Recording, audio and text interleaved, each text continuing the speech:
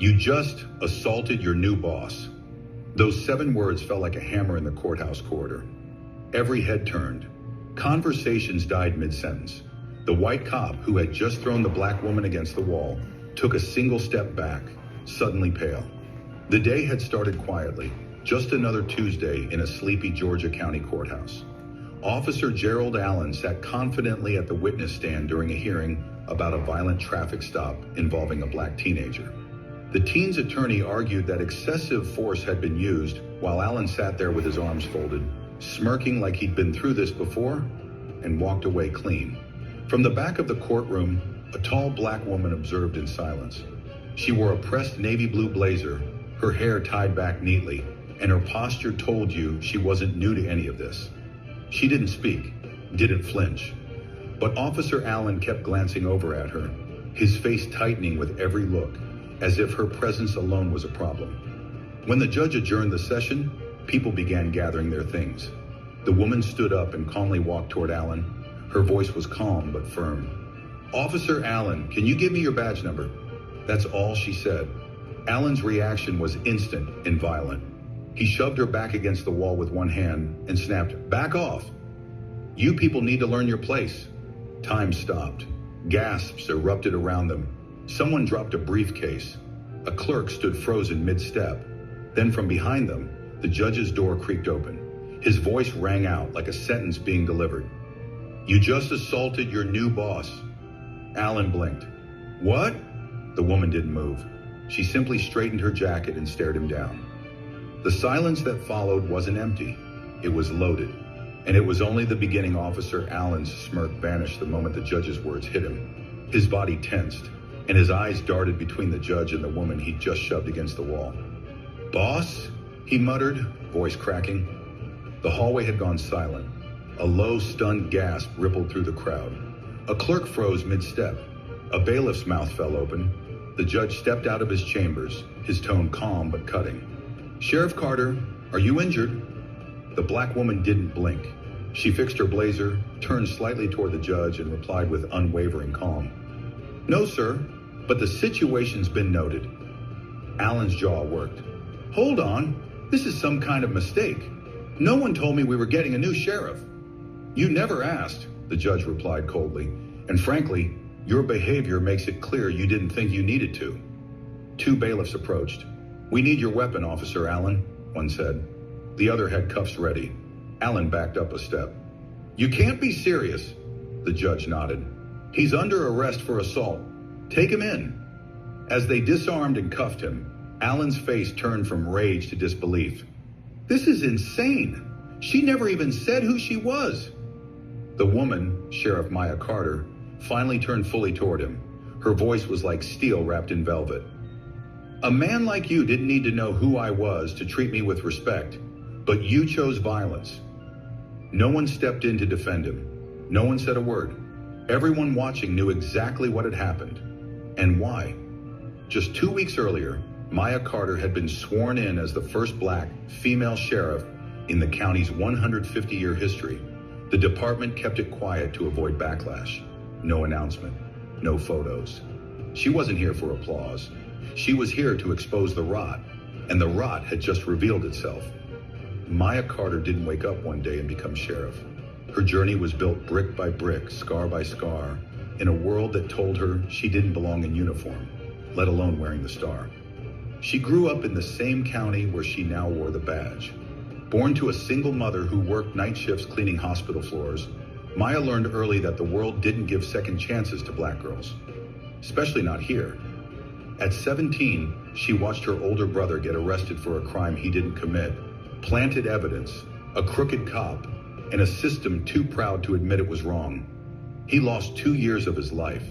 Maya lost her innocence. She could have walked away from it all, moved, forgotten, but she didn't. Instead, she enrolled in criminal justice at a state college while juggling 3 part-time jobs. She had no connections, no favors, no family name to lean on, just grit and fire. After graduation, Maya joined a sheriff's department 2 counties over, the only one that would take her seriously. The environment was toxic, the racism subtle but constant. She was called sweetheart in briefings, angry when she spoke up, and unfit when she applied for sergeant. But she didn't break. She studied harder, trained harder, worked nights others avoided. While some mocked her behind closed doors, others quietly watched. And one day, after exposing a falsified arrest report that would have sent an innocent teenager to prison, her reputation began to rise. When the position for sheriff opened in her hometown, there were whispers she wouldn't get it. She got it. Now, standing in that courthouse hallway, Maya wasn't just wearing the uniform. She was wearing the weight of every barrier she'd broken and every injustice she'd survived. And now that same broken system had handed her the very man who embodied everything she'd fought against. Officer Allen sat in holding, red-faced and trembling with anger. The irony hadn't sunk in yet, that the very system he had once manipulated now held him accountable. And worse, by a black woman he wouldn't have even held the door for. Maya didn't visit him. Not yet. She didn't need theatrics. Instead, she went to work. The next morning, she walked into the sheriff's department in full uniform, badge shining, eyes sharp, and held her first briefing. Half the room was quiet, uncertain. A few didn't even hide their scowls. She opened with this: "There will be no loyalty to silence. Not anymore."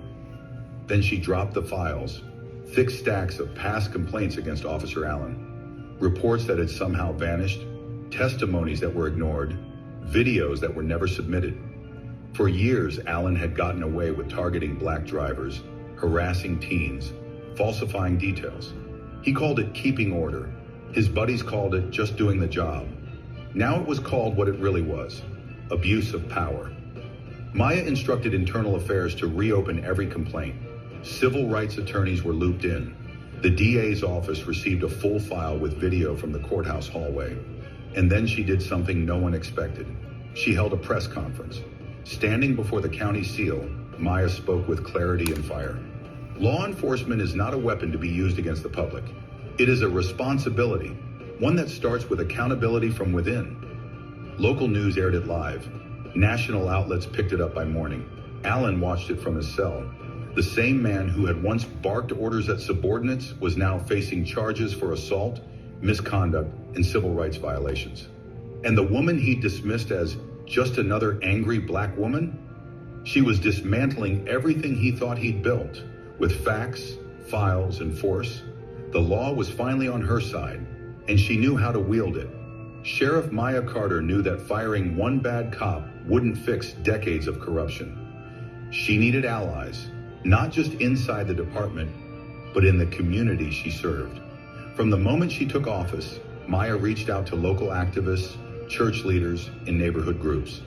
She held open forums where people could speak their truth without fear of retaliation.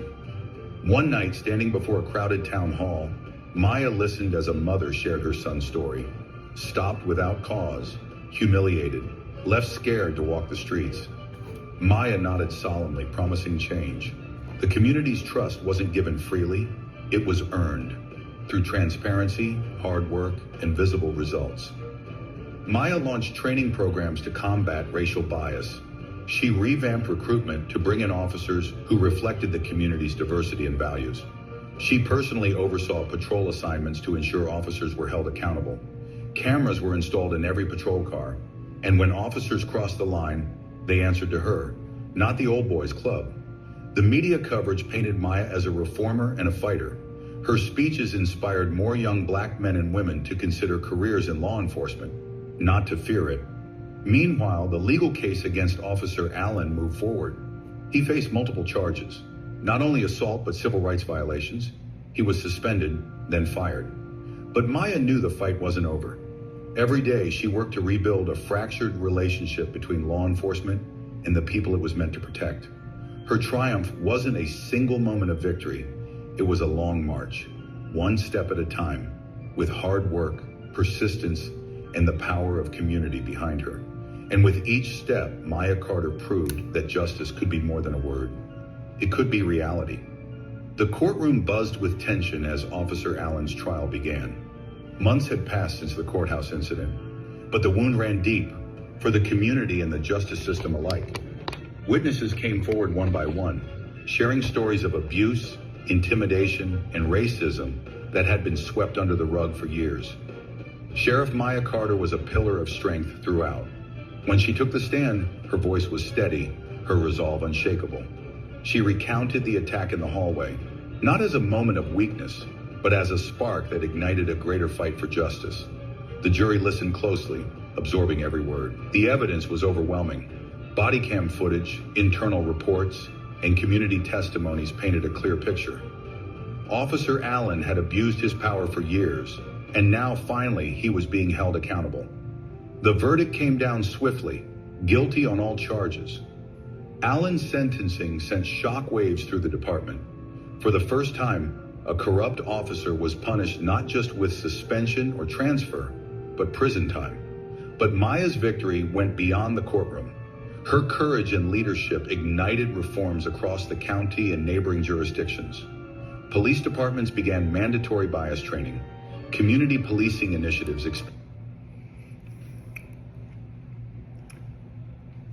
As you can see, this video is nothing more than a microcosm of the activities that happen in the United States of America.